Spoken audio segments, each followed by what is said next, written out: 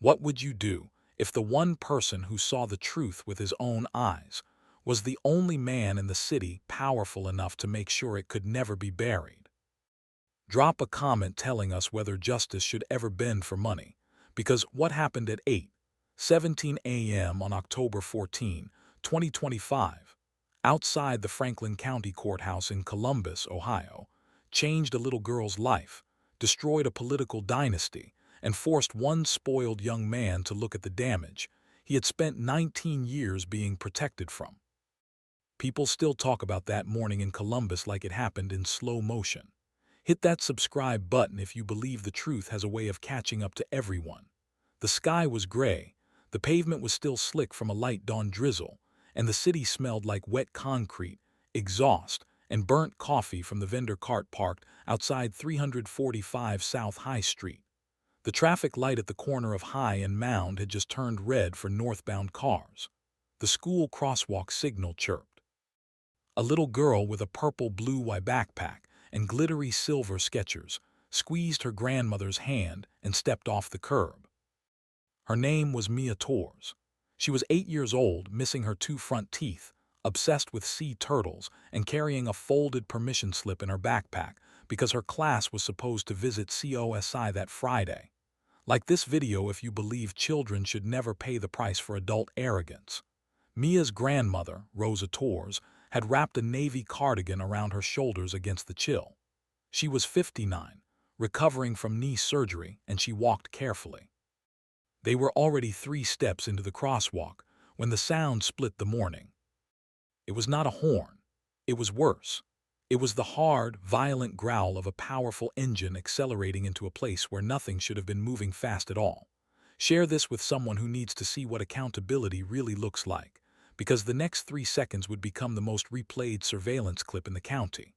A black 2024 BMW X5M shot around the line of stopped cars, splashing through rainwater, crossing the double white line like the street belonged to it. People on the sidewalk turned their heads at once. One man dropped his coffee. A bailiff swore under his breath. The crossing signal was still flashing white when the SUV clipped Rosa, slammed full into Mia, and sent her little body rolling across the hood before she hit the wet pavement 12 feet away. And the man who saw it all from less than 30 yards away was Judge Samuel Holloway. At 62, Samuel Holloway was not a theatrical man. He was 6'3", broad-shouldered, silver at the temples, and known in Franklin County Common Pleas Court for a calm so steady that lawyers lowered their voices when he leaned forward. He had grown up on the south side of Columbus, son of a bus driver and a postal clerk, put himself through Ohio State, spent 12 years as a public defender, and never forgot what it looked like when poor families walked into a courtroom already expecting not to matter. That morning he had a black robe over a charcoal canali suit, a plain blue tie, and a leather briefcase in his left hand. In his right was the first coffee of the day. He dropped it before it hit the ground. He ran. Not walked, not shouted orders first.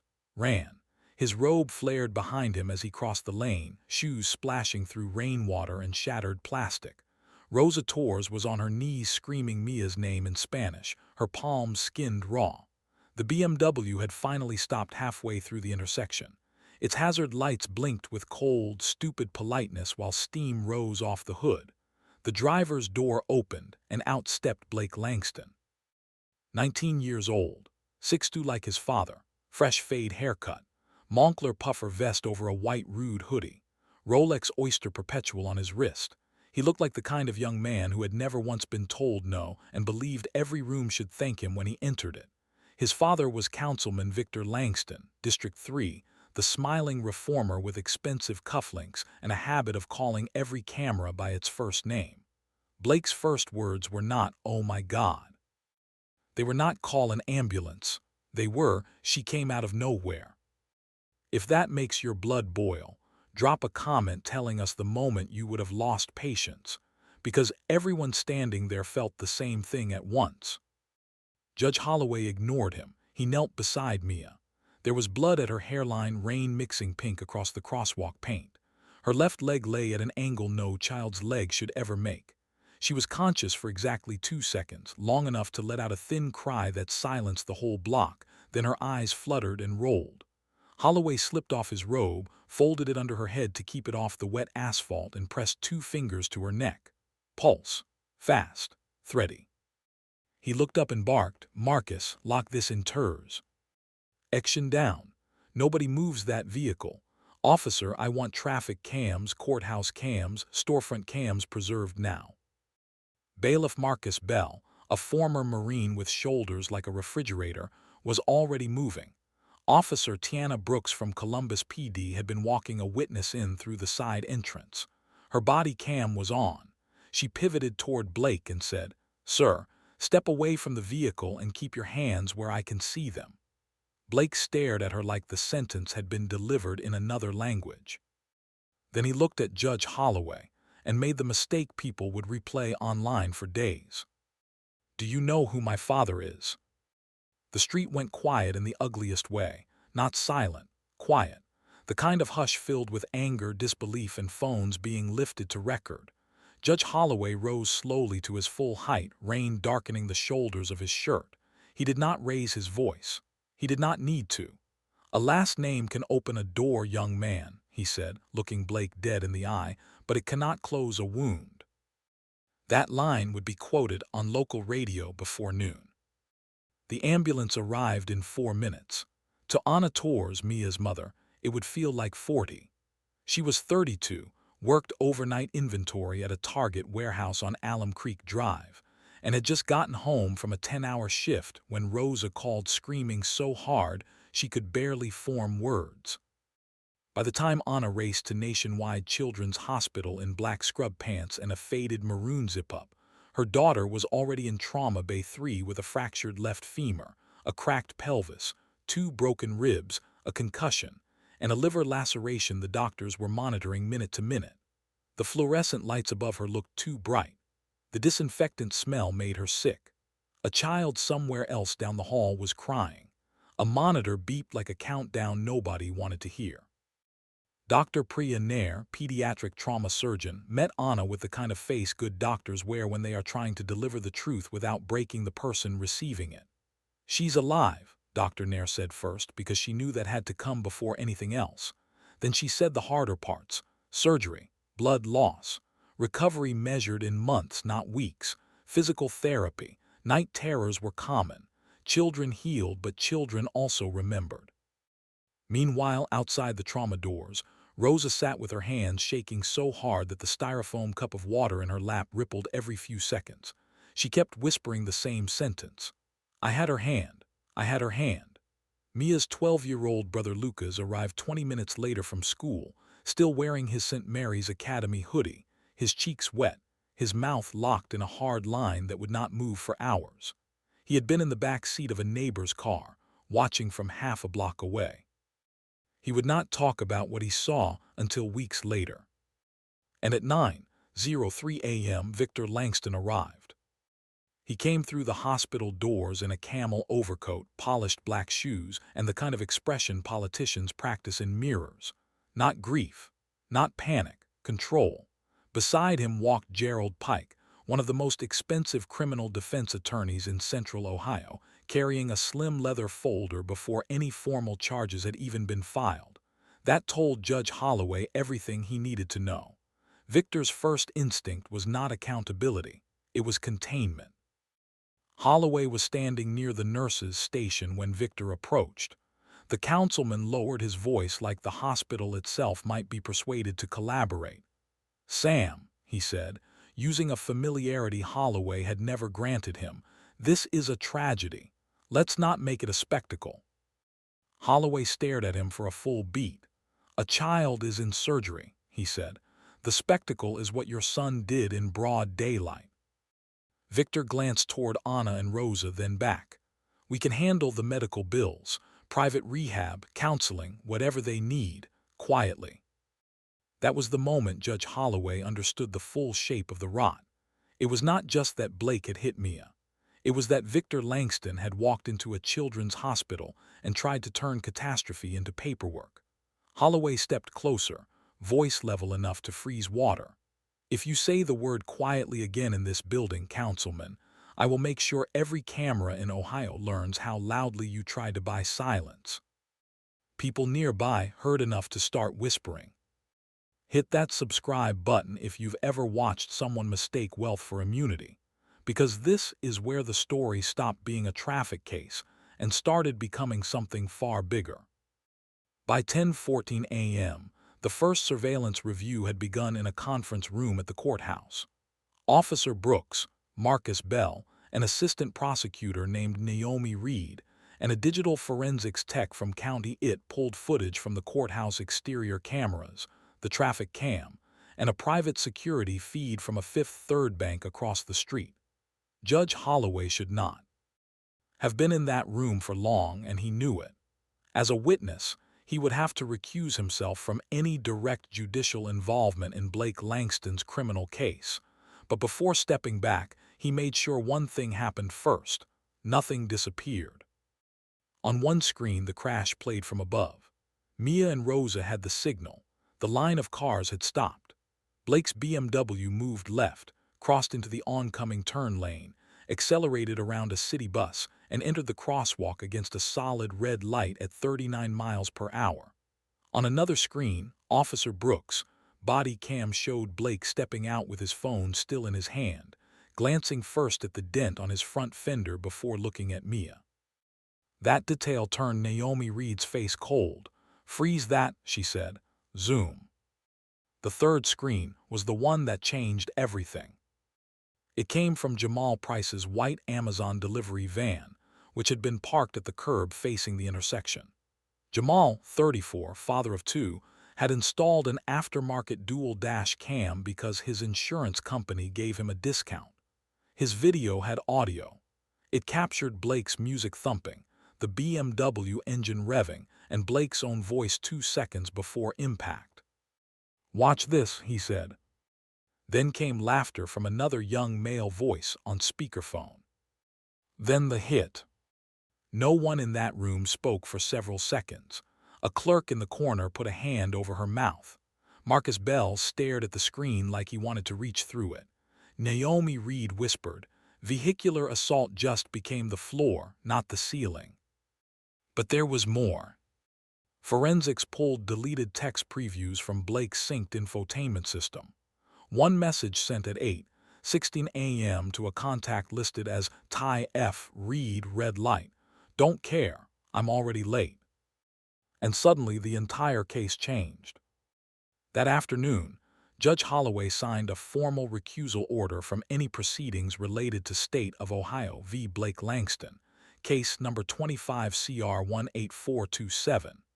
He requested an outside visiting judge to avoid any ethical challenge. It was the right legal move. It was also the move Victor Langston thought would finally remove the biggest obstacle in his path. He was wrong. Because a recused judge can still be a witness. A witness can still tell the truth. And Samuel Holloway had just become the most credible eyewitness in Franklin County. By sunset, local reporter Lena Cho from WBNS 10 had the story. Not all of it. Enough.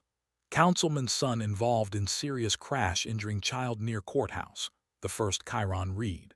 But then someone leaked the still frame of Judge Holloway in shirt sleeves kneeling over Mia in the street, his robe under her head, hand braced against the rain-dark pavement. That image detonated across social media. People wrote that it looked like a painting. That it looked like a city's conscience made visible.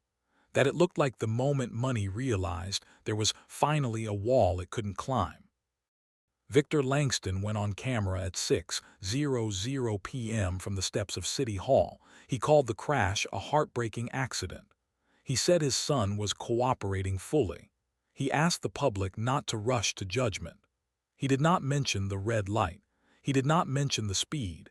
He did not mention the words, "Watch this."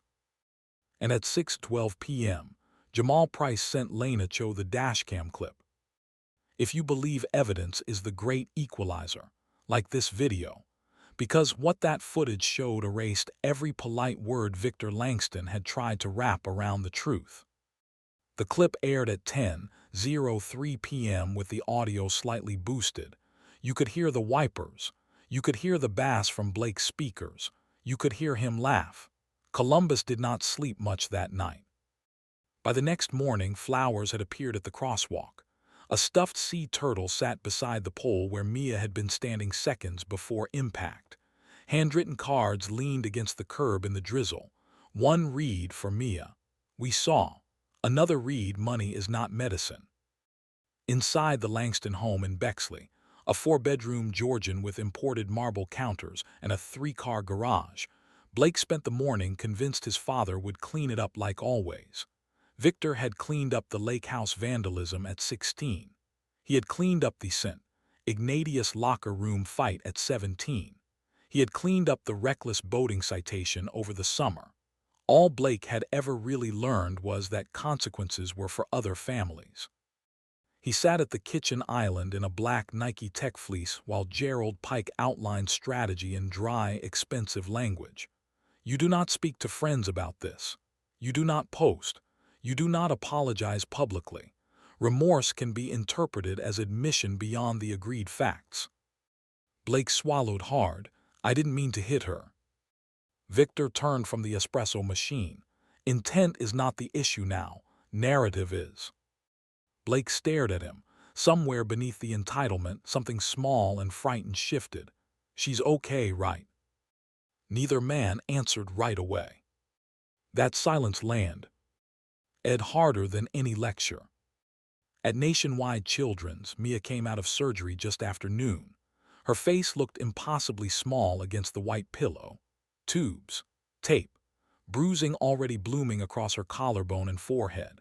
Her left leg was in traction.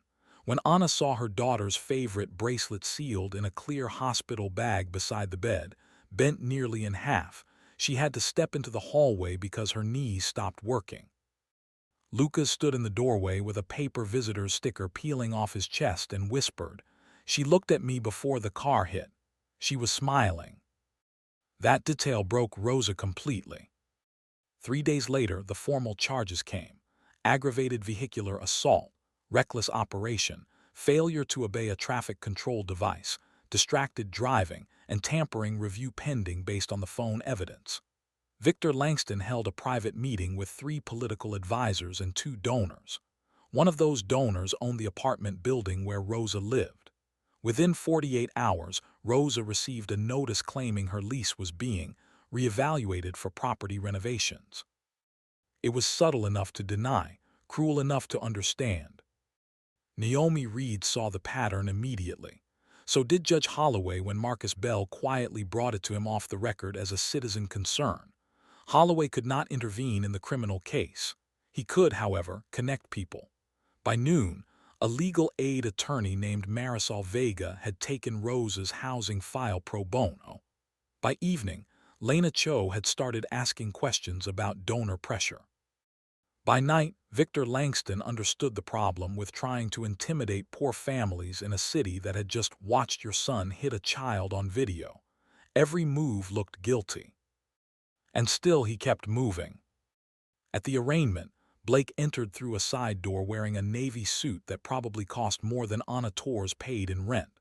The courtroom gallery filled early. Teachers from Mia's school came. Nurses from the hospital came in scrubs on their lunch break. Jamal Price sat in the 3rd row in a tan Carhartt jacket, jaw set. Rosa held Anna's hand so tightly their knuckles turned white. Every seat creaked with tension. Every whisper died when visiting Judge Eleanor Vance took the bench. Blake pleaded not guilty. A small sound moved through the room, not quite a gasp, more like a collective loss of illusion. Victor kept his face still. Gerald Pike argued that media coverage had poisoned public perception and referred to Blake as a young college student facing an unfortunate accident. Naomi Reed did not stand immediately. She let the phrase hang in the air until it became offensive all by itself. Then she rose, adjusted her glasses, and said, "Your Honor, the state will show this defendant accelerated through a red light, drove around stopped traffic in a school crossing zone, and struck a clearly visible child after saying on recorded video, 'Watch this.' There is nothing unfortunate about a decision that deliberate." You could feel the courtroom wake up. Judge Vance set bond conditions: no driving, surrender passport, no contact with the victim's family, full electronic access to devices, curfew. Blake nodded as though curfews were the problem here. Outside the courthouse, cameras clustered on the steps. Victor delivered another statement about due process. He was halfway through the phrase, "My family has tremendous compassion," when someone in the crowd shouted, "Then why did your son laugh?" Another voice yelled, "Say her name." Victor's security pulled him toward the SUV. The clip ran on every evening broadcast. Share this with someone who thinks arrogance always collapses the first time it meets a microphone. What the public did not know yet was that Blake's phone had become a gold mine. Forensic analyst Omar Haddad recovered more than deleted texts. He recovered fragments of a private group chat called Asphalt Kings, where Blake and 3 friends traded videos of risky driving near pedestrians, cyclists, and school zones. Most were bluster. One clip, time-stamped 2 weeks earlier, showed Blake veering close enough to a jogger for the man to slap the side mirror. Another message from the morning of the crash read, "But I can beat courthouse traffic in under 90 sec." A friend replied with a skull emoji. Blake sent back a laughing face. Naomi Reed kept her tone clinical when she reviewed the recovered data, but Marcus Bell noticed her hand tighten around the file folder. "This wasn't one bad morning," she said. "This was a hobby." That revelation hit Mia's family in layers. Anna's was rage, Rosa's was nausea, Lucas's was something quieter and more dangerous. He stopped going near intersections. He refused to walk to school. At night, he started checking the apartment window latch 3 times before bed. When Marisol Vega asked him gently what scared him most, he said that he gets to forget. Judge Holloway heard about Lucas from a mutual contact at St. Mary's Parish. It stayed with him, not because it was dramatic, but because it was common. Courts saw broken bones. They did not always know what to do with broken trust. Holloway had spent decades watching young defendants perform remorse for reduced sentences, and wealthy parents call it growth before a single apology had touched ground. But there was something about Lucas's sentence that would not leave him alone. He gets to forget. So Holloway visited Mia. Not as a judge, as a witness, as a man who had held her pulse in the street. He went on a Sunday afternoon with a paper bag of watercolor pencils after first checking with Anna through Marisol. Mia was awake that day, propped against pillows, her left leg in a rigid brace, a stuffed turtle under one arm. The room smelled faintly of applesauce and antiseptic. Sunlight touched the edge of her blanket. She had a purple scar crossing her hairline and a seriousness children should never have to borrow. When Holloway introduced himself, she squinted and said, "You're the robe man." He almost smiled. "I suppose I am." She studied him. "Did I die?" The question hit Anna like a slap. Rosa turned away crying. Holloway pulled a chair closer and sat so he was level with her. "No," he said. "You got hurt very badly, but you are here."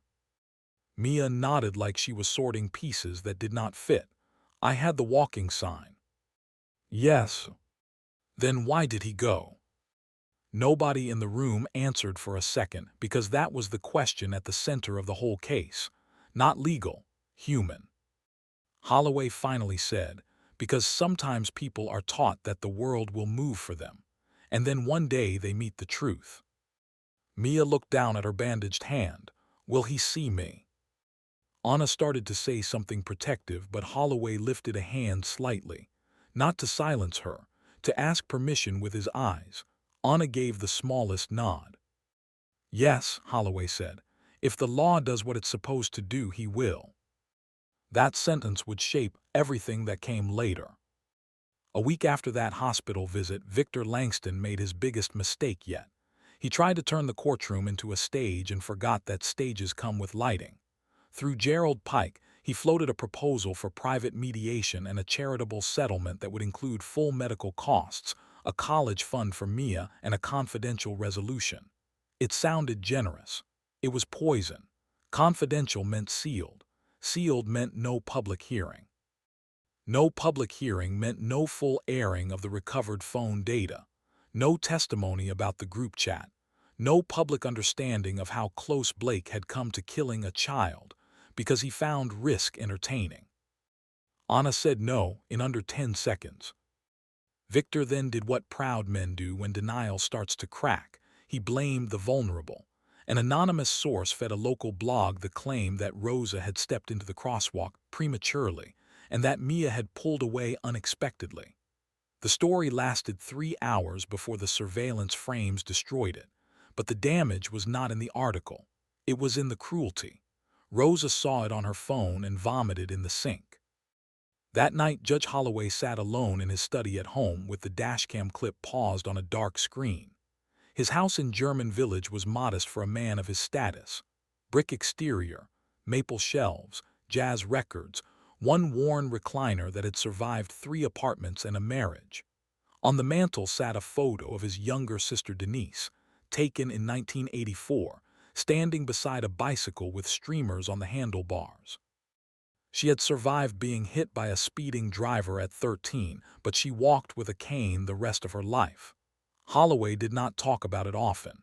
He hated when pain was used as theater, but he also knew exactly why Mia's question had shaken him. Will he see me?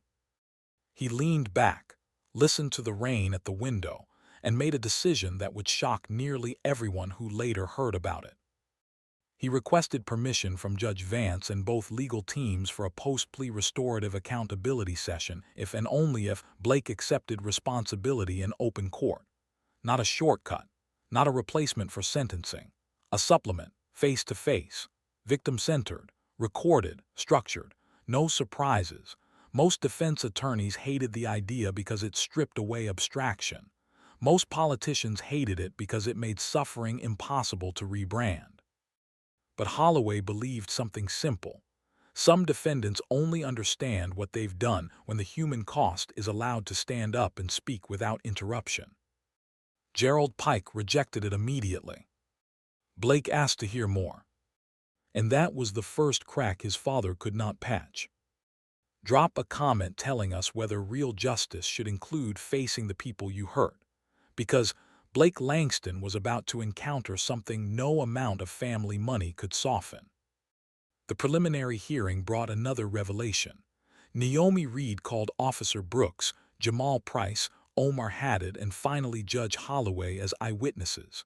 When Holloway took the stand, the room stiffened. Judges are usually the gravity in a courtroom. Seeing one sworn in as a witness changed the atmosphere instantly. He described the light, the crosswalk signal, Mia's position, Blake's speed. He did not dramatize a single word. That made it worse. Gerald Pike cross-examined carefully, trying to suggest distance, rain distortion, angle limitations. Holloway answered each question like he was setting bricks. Could your view have been obstructed? No. You were carrying coffee, correct? I was carrying coffee until your client hit the child. A ripple moved through the gallery. Pike tried again. Would it be fair to say events unfolded quickly? Holloway's gaze did not move. Fast enough to injure her, slow enough for him to stop before entering the crosswalk. That line got written down by every reporter present. Then Naomi Reed introduced the messages from Asphalt Kings. Victor Langston's face, usually so camera-safe, finally shifted, just a little, enough, because now the narrative was no longer spoiled college kid makes mistake.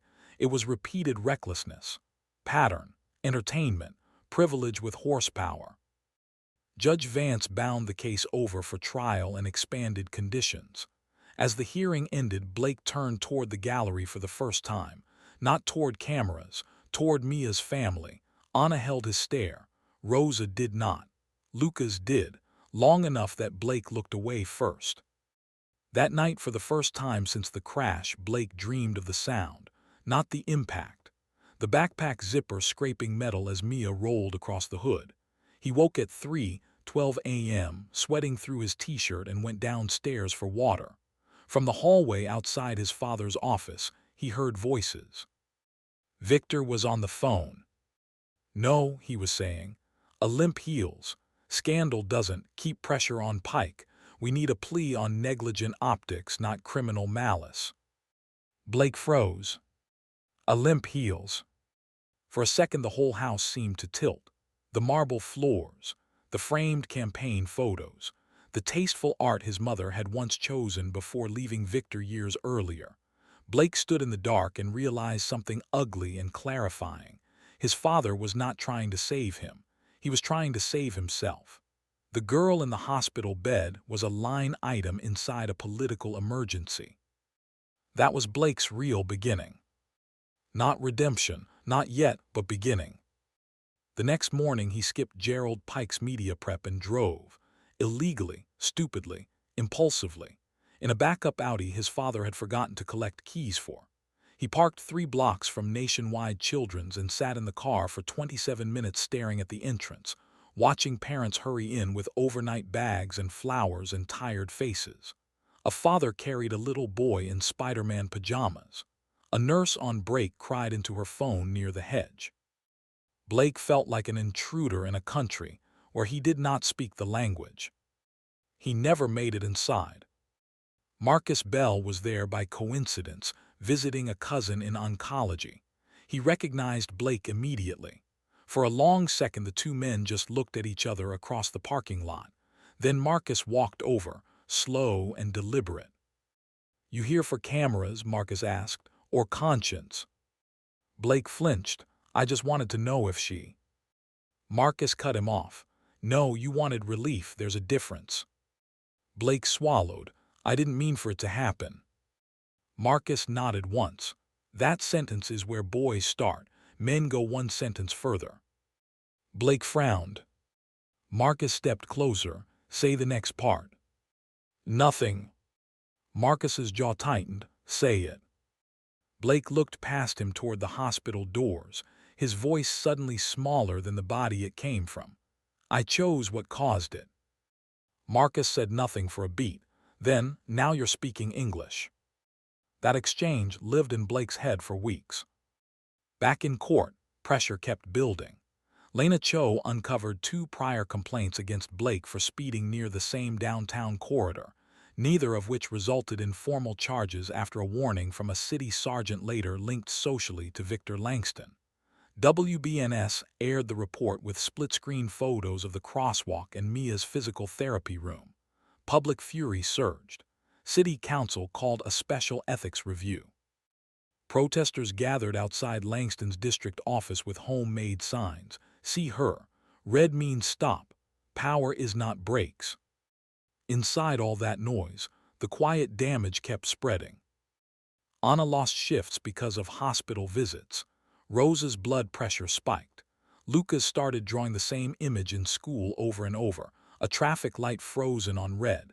Mia, now recovering at home in a first-floor borrowed unit arranged by community donors because Rose's apartment had stairs, learned how humiliating it felt to need help getting to the bathroom. She hated the walker, hated the brace, hated the itch under the cast wrap. Most of all, she hated that adults lowered their voices around her, as if pain required whispering. One afternoon Marisol Vega brew GHT over a stack of mail, cards, a few checks, drawings from Mia's classmates. Tucked among them was an envelope with no return address. Inside was a handwritten letter on expensive cream paper. It was from Blake. Anna almost tore it up unread. Marisol stopped her. "You don't owe him anything," she said, "but if there's a court process later, this may matter." Anna unfolded it. The handwriting was uneven, as though the writer had begun 6 times. The letter did not ask for forgiveness. It did not say accident. It said, "I looked at the road like other people were part of it instead of human beings on it. I have replayed the moment every night. I keep hearing your daughter's backpack hit my hood. I know these words don't help her walk. I know they may make you angrier. You have a right to that. I am writing because Judge Holloway was right. I did not see her. Not because she was hidden. Because I have lived like the world would clear for me. It didn't. She paid for that. I am sorry." Anna read it twice. Rosa cried quietly. Lucas asked, "Did his dad write it?" Nah, Anna said after a long pause. His dad would have made it prettier. That was the first time anyone in the Torres family felt the faintest shift. Before the next hearing, Naomi Reed met with Blake and Gerald Pike about a possible plea. The state was willing to drop some lesser counts if Blake pleaded to aggravated vehicular assault, admitted reckless conduct on the record, accepted restitution, and cooperated in the investigation of any witness tampering. Gerald Pike hated the last part. Victor Langston hated all of it. Blake asked one question. Would Mia have to testify if I plead? Naomi studied him carefully. Not about the crash. There may still be a victim impact statement later, but she would not have to relive the moment for guilt. Blake stared at the table, the wood grain blurred. He remembered the little girl in the street, the judge's robe under her head, the body cam light reflecting in the rainwater. I'll do it, he said. Gerald Pike turned. You need to discuss that with your father. Blake looked up, and for the first time in the entire case, there was steel in him that did not come from entitlement. No, he said, I don't. If you've been waiting for the moment arrogance finally meets reality, hit that subscribe button. Because when Blake Langston walked into court for the plea hearing, everyone in the room could feel that something fundamental had changed. He looked different, not magically transformed, not saintly, just stripped. The Moncler vest was gone. The Rolex was gone. He wore a plain gray suit, no tie, and his face had the sleepless pallor of someone losing the fight against his own memories. Victor Langston sat 2 seats away, rigid with fury he could not publicly display. Gerald Pike looked like a man calculating career salvage. Judge Vance reviewed the plea colloquy line by line. Rights waived, consequences understood. Blake answered clearly. Then came the factual basis. Naomi Reed read the conduct into the record. Red light, speed, passing stopped traffic, distracted driving, recorded statement before impact, pattern evidence, injuries. The words built like bricks around him. At the end, Judge Vance asked, Mr. Langston, are these facts substantially true? Blake's mouth opened, closed, opened again. Yes, Your Honor. That should have been the end of it for the plea portion. But Blake did something nobody expected. He stood back up before the next matter was called and said, There's more. Gerald Pike grabbed his sleeve. Blake. Victor's voice came low and lethal. Sit down. Blake did not sit. His hands shook so badly the courtroom microphone picked the tremor in his breath. My father asked people to make this smaller, he said. He told me to think about optics. He knew about the group chat before prosecutors did because I told him the first night and he said we'd deal with the digital mess. He had someone contact my grandmother. He stopped, swallowed, corrected himself with painful care. I mean Mia's grandmother's landlord. The gallery erupted. Gasps, shouts. One woman actually stood up. Judge Vance banged the gavel hard enough to snap the room back into line. Victor Langston had gone pale in a way expensive makeup never anticipates. Gerald Pike looked ready to vanish into the woodwork. Naomi Reed did not smile, but she moved faster than anyone else. Your Honor, she said, the state requests an immediate sealed sidebar and referral for witness tampering review. Blake kept talking before anyone could stop him. He also told Gerald to get this down to negligent optics. Gerald Pike was on his feet. I object. Judge Vance's voice cracked through the room like glass. Sit down, Mr. Pike. And this was the moment. The one local news would later call the instant the Langston machine broke on live television. In the gallery, Judge Holloway sat perfectly still.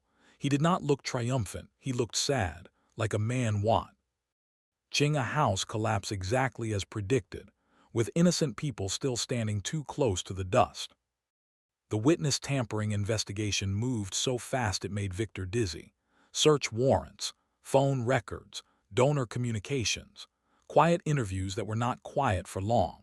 By evening, the FBI Public Corruption Task Force had expressed interest because one of the potential pressure points touched city contracting conversations unrelated to the crash. Victor had spent years building an image of a polished reformer. Now every old deal looked worth reopening. Still, the emotional center of the story remained where it had always been, a child learning to walk again. Mia's first physical therapy session lasted 14 minutes before she screamed for them to stop. Sweat dampened her curls. Her palms were slick against the parallel bars. Dr. Aaron Feldman, the therapist, crouched in front of her and said softly, "You're not weak because this hurts. You're strong because you're still here to feel it." Mia cried through 3 assisted steps. Anna cried in the hallway where Mia couldn't see. Lucas pressed his forehead to the vending machine and whispered, "I hate him." Rosa heard him. That night she sat beside Lucas on the borrowed couch and told him a story about her own father, who had once carried a grudge so long it turned him into a stranger inside his own house. "Hate feels sharp at first," she said. "Then it turns heavy. Be careful what you carry, Mijo." Lucas asked, "Then what do I do with it?" Rosa looked toward Mia's room where the nightlight cast stars on the wall. "Wait," she said. "Truth first, then we decide." That became the Torres family's discipline. Truth first, feeling after, action after that. It was harder than rage. It was also stronger. Weeks later, as sentencing approached, Judge Holloway's proposed restorative session came back to the table. Victor wanted it dead. Naomi Reed surprisingly supported it, provided the sentence remained substantial and the family consented fully. Marisol Vega explained every detail to Anna, Rosa, Lucas, and Mia. They could say no. They could leave at any time. They could submit written statements instead. Mia listened with her hands folded over her blanket, then asked one question. "Will he have to listen if I talk?" "Yes," Marisol said. "Can he look away?" "No." Mia thought for a long time. Then she said, "Okay." The sentencing day arrived cold and bright in late January. The sky over Columbus was a sheet of white light. TV vans lined the block by 7:00 a.m. Protesters stood across the street with signs, but their chants were quieter than expected. People sensed this day was not for noise. It was for reckoning. Inside Courtroom 5B, every bench was full. Teachers, city employees, reporters, ordinary people who had followed the case like it was a referendum on whether money could still buy gravity. Victor Langston entered without speaking. His face had aged in 3 months, not morally, visibly. Blake entered behind deputies, still not in cuffs because this was sentencing, not transport, but he looked like a man already learning the weight of public memory. Judge Vance began with procedure, victim impact first. Anna spoke. She did not perform. That made her devastating. She described washing Mia's hair around the bandages because her daughter could not stand long enough to shower. She described Lucas sleeping on the floor beside Mia's bed because she woke crying. She described the hospital bill envelopes arriving even before the swelling fully went down. Then she looked at Blake and said, "The hardest part was not the blood. It was hearing my daughter ask if she died because she knew she had done everything right." There were tears in the gallery now, not hidden ones. Rosa came next. She held the podium with both hands because her fingers still trembled when she got nervous. "I keep hearing the sound of the car," she said. "But louder than that, I hear your father asking for quiet. My granddaughter is not a mess to clean up. She is a life." Then came Lucas. Everyone expected anger. What they got was precision. "I used to think red lights meant safe," he said. "Now I look both ways even when the sign says walk, because I learned signs don't stop people who think they matter more than rules. I'm 12. I know that now because of you." Even Judge Vance had to pause before nodding him back to his seat. And then Mia rolled forward in a wheelchair decorated with stickers from classmates and one crooked sea turtle on the armrest. The room leaned toward her without meaning to. She wore a pale yellow sweater, a pink headband, and a leg brace under loose sweatpants. She had brought a folded sheet of notebook paper. When she spoke, her voice was small, but the microphone carried every word. "You didn't see me," she said to Blake, "but I was there. I'm still here." Blake's shoulders collapsed. Mia kept going. People keep saying I'm brave. I don't feel brave. I feel tired. It hurts when I sleep. It hurts when I laugh too hard.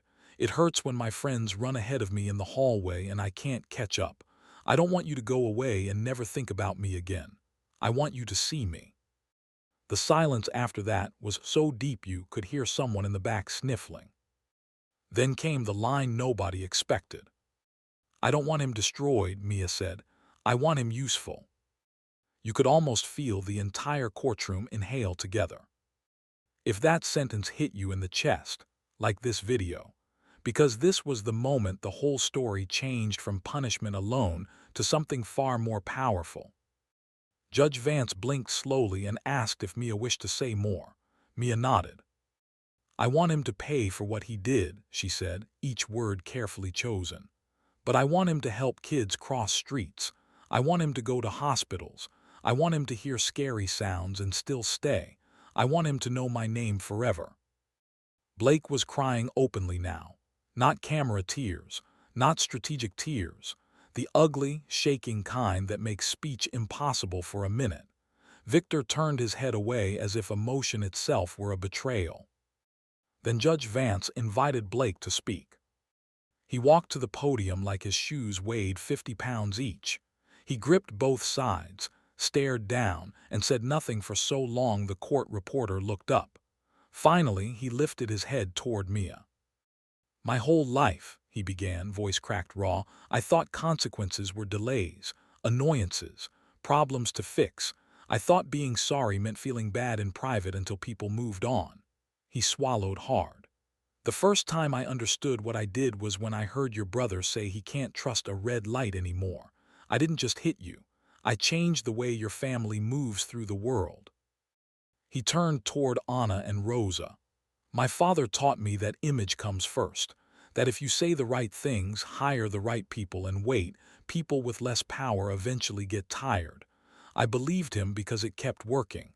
That is on me, not just him, me." Then he said the line that would be replayed more than any other from his speech. "Privilege told me the road would clear. Justice began the moment it didn't." Even Naomi Reed looked briefly stunned. Blake continued, "I am pleading with the court not for less punishment but for the chance to do exactly what Mia asked. Make me useful. If I ever stop showing up, if I ever turn this into performance, send me to jail. I mean that." Judge Vance let the silence settle before pronouncing sentence.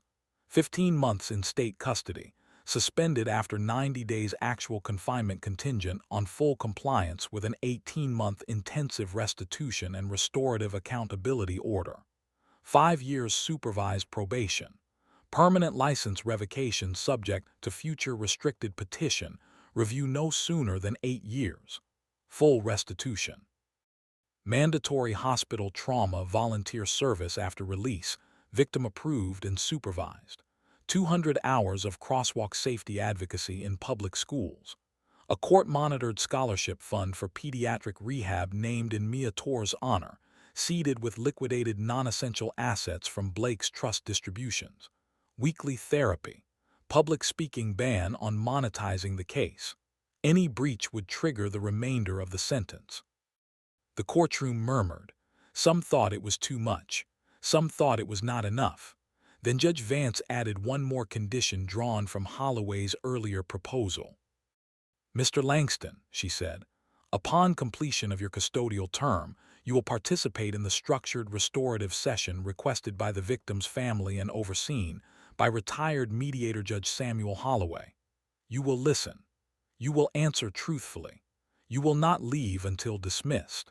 Mercy without accountability is just another form of neglect, and this court will offer neither hollow mercy nor easy cruelty."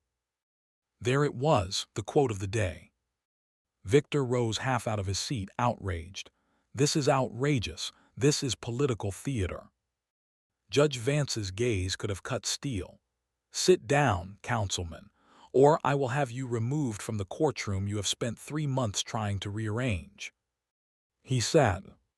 Then came the twist around wordless human instinct that no one in the room had predicted. As deputies moved toward Blake, Mia lifted one hand. "Wait." Judge Vance nodded for them to pause. Mia reached into the side pocket of her wheelchair and pulled out a folded picture. It was a child's drawing, a crosswalk, a red light, a little figure in yellow, a bigger figure standing beside it. "This is for your wall in jail," she said, "so you don't forget what stopping looks like." Even the bailiff wiped his eye.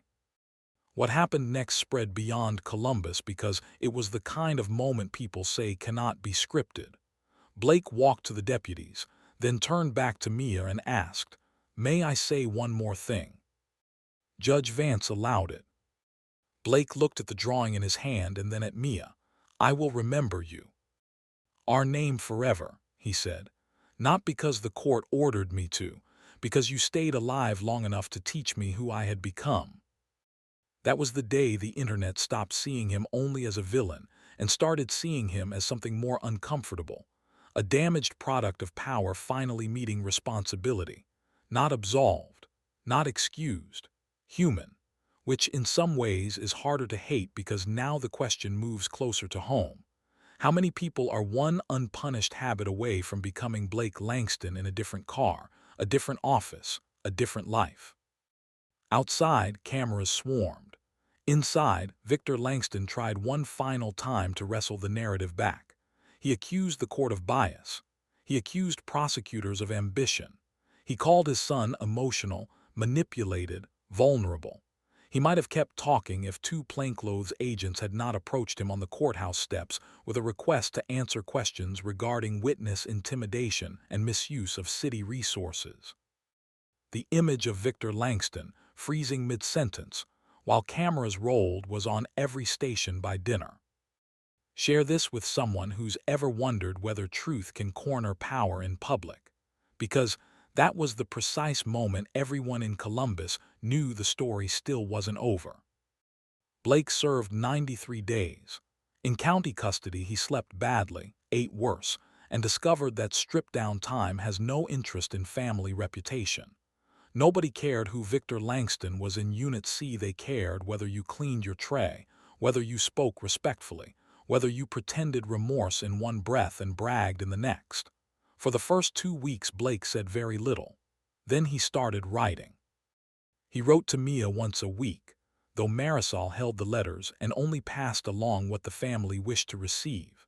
He wrote to Lucas about learning how to sit in silence without reaching for noise. He wrote to Rosa in careful Spanish phrases checked by a bilingual counselor, apologizing not only for the crash but for the pressure placed on her housing. He wrote to Anna that some days shame felt selfish because it still centered him, and he was trying to learn the difference between guilt that performs and guilt that changes behavior. Not every letter was accepted. That mattered too. Consequences include unanswered space. During those months, Victor Langston's world disintegrated. City council censured him, donors withdrew, search warrants widened. Gerald Pike, facing his own bar complaint review, cut public ties. Victor's attorney insisted the councilman had only sought to protect his son. The problem was that texts said otherwise. One message to a donor read, "Need grandmother unstable if mediation fails." Another read, "Quiet pressure only." No fingerprints, it was over. He resigned in March.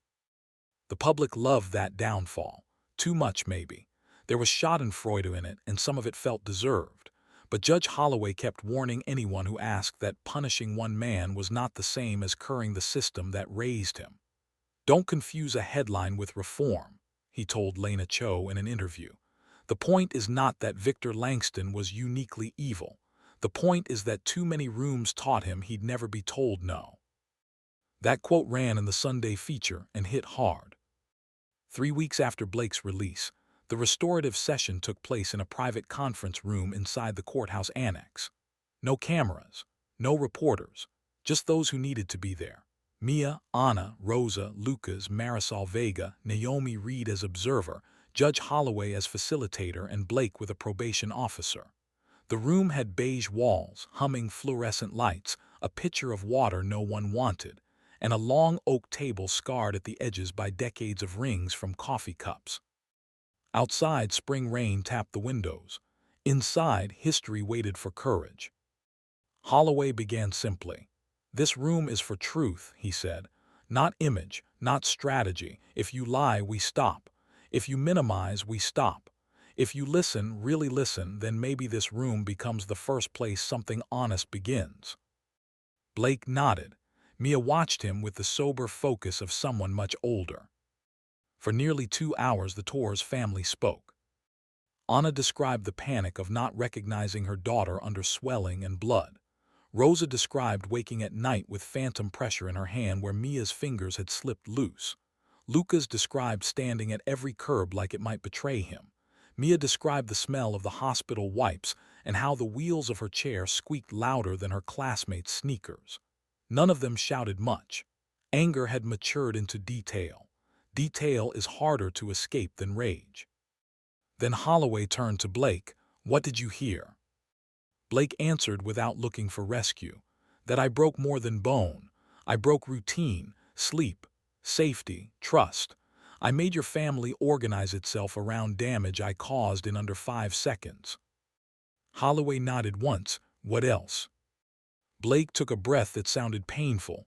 "That my father taught me how to erase discomfort and call it management. That I treated rules like suggestions because other people cleaned up before it got serious. That even after I hit Mia, my first instinct was still myself. My car, my future, my fear." He looked at Mia. "You asked if I would see you. I do. I should have before." Then came the hardest part. Holloway asked Mia what she wanted from Blake now, not from the court then. She thought long enough that even the air conditioning sounded loud. "I want you to say my injuries," she finally said. Blake's eyes closed once, opened. Broken left femur, cracked pelvis, 2 broken ribs, concussion, liver laceration, scar above your right eyebrow. Mia kept going, "And the other things." He understood. Nightmares, missing school, pain in therapy, Lucas being scared at crosswalks, Rosa losing her home almost, your mom losing work, people whispering about you like you were a story instead of a person. Mia nodded. "Good." It was such a small word. It landed like a verdict. Then Mia did something nobody, not even Anna, had known she was planning. She slid a second folded paper across the table. It was another drawing, this one of a street corner with a new sign. On the sign she had written in block letters, MIAS Walk. Below it, in shaky pencil, were the words "Stop 4 people." "I want that to be real," she said. Naomi Reed looked at Holloway. Holloway looked at Marisol. Marisol looked at Anna. Anna looked at Blake. Blake straightened. "Then I'll make it real," he said. Mia narrowed her eyes. "Not you alone." He nodded. "Not me alone." That answer mattered more than he knew. Over the next 6 months, the case stopped being only a courtroom story and became a city project.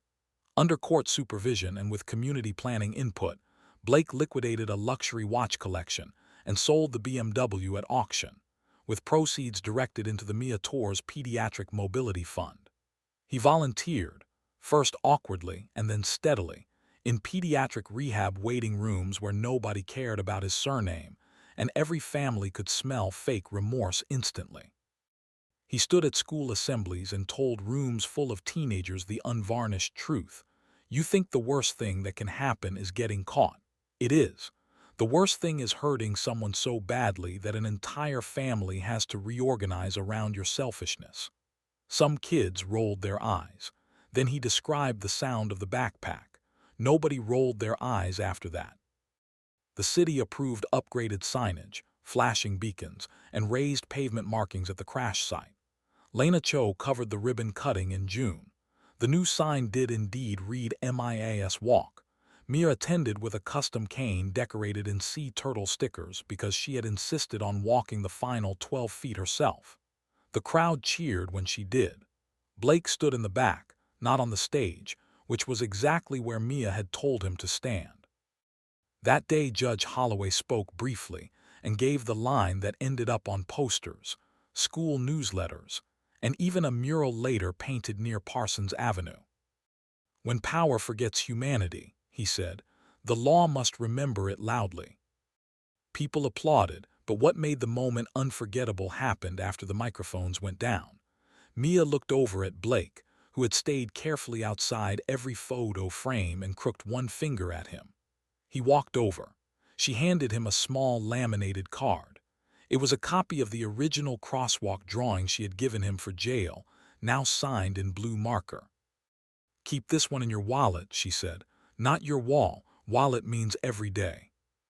Blake laughed once through tears. "Yes, ma'am."